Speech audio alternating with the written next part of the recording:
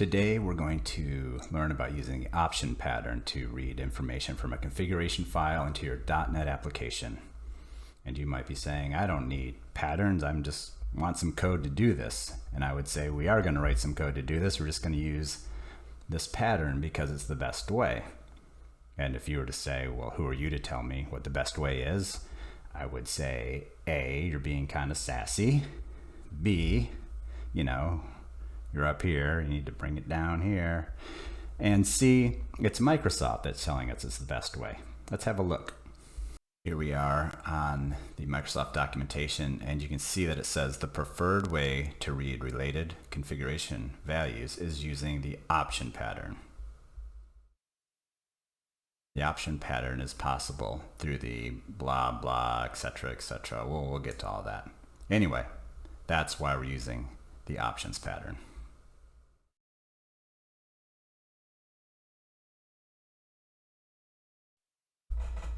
Here's my app settings.json, and I've added these new values. Something called pet options, with option 1 and option 2 being cat and dog. And I want to read from the config file, and I want to put that on my web page, which I have here, running in Azure, of course. I wanted to put it somewhere here. So how do I do that? How do I read from here and put it on the page? Well, if we refer back to the documentation, we can see that it has to be constrained to a class. So let's do that. Let's first of all make a pet options class, which I've actually cheated and created ahead of time. And we're going to add 2 properties. And a shortcut to add properties is to type the word prop and hit tab twice. String option 1, and we call it option 1. We have to because that's what it's called in the config file.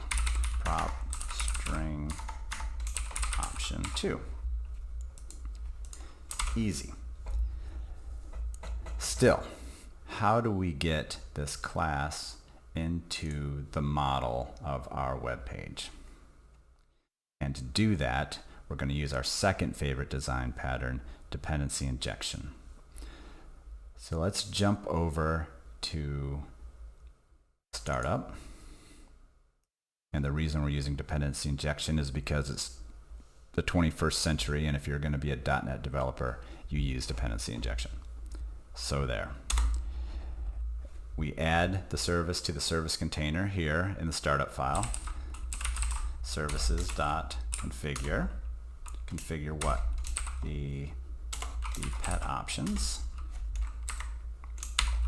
Configuration dot get section. And how do we get the section? We use this key name of pet options. Now that the application is aware of this pet options in the container, we can go over to the page model of our web page, and we can inject this class into the constructor. And that's done as easily as saying iOption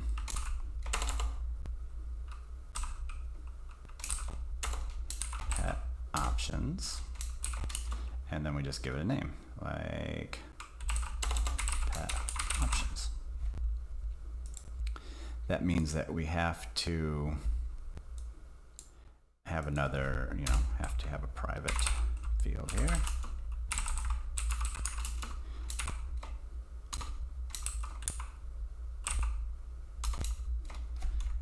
And the convention is to have an underscore. And then in the constructor, we say that that new field we just created is equal to pet options. Great. Now, believe it or not, every time we create this constructor is called, we have access to the pet options class. That's what dependency injection is all about. Let's add a few more fields. We'll call it option 1. Oops, I gotta see what kind it is. Option 1.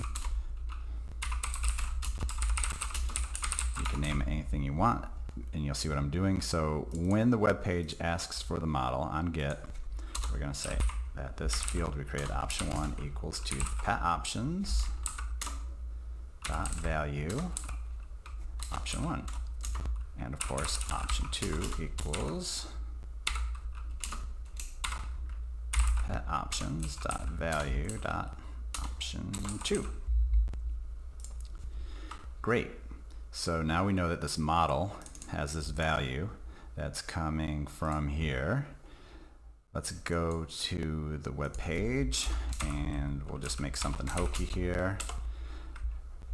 Because it's in the model, we say at capital M, for whatever reason, model has to be capital M, dot option 1,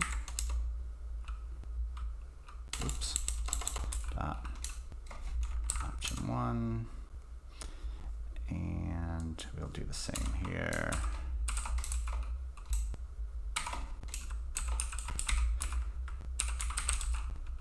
Fun fact, I'm not a web designer or usability or anything to do with making it look nice. So we're going to build that, and then I'm not even going to test it. I'm going to push it straight to, I'm going to publish it straight to the cloud because that's how much confidence I have. So let's publish it.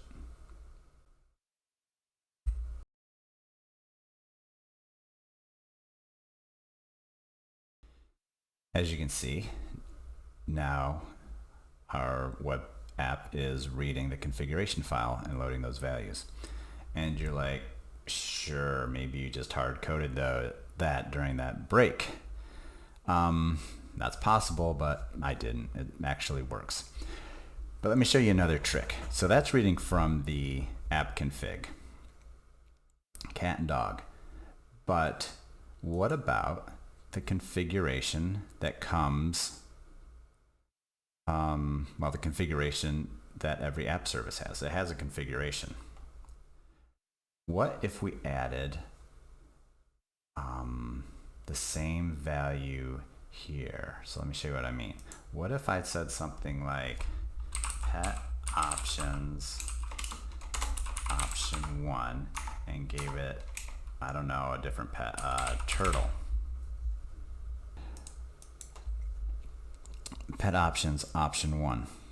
Who's going to win this battle? Is it going to be our app settings, or is it going to be the configuration up in Azure?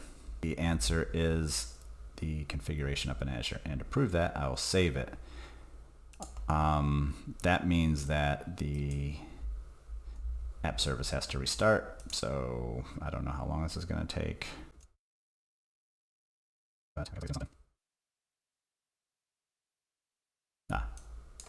See? So that sums it up. If you want to read your configurations from a config file into a .NET application, use the options pattern, use dependency injection, and remember that you can override all that with the configurations up in Azure. Thank you for watching my video.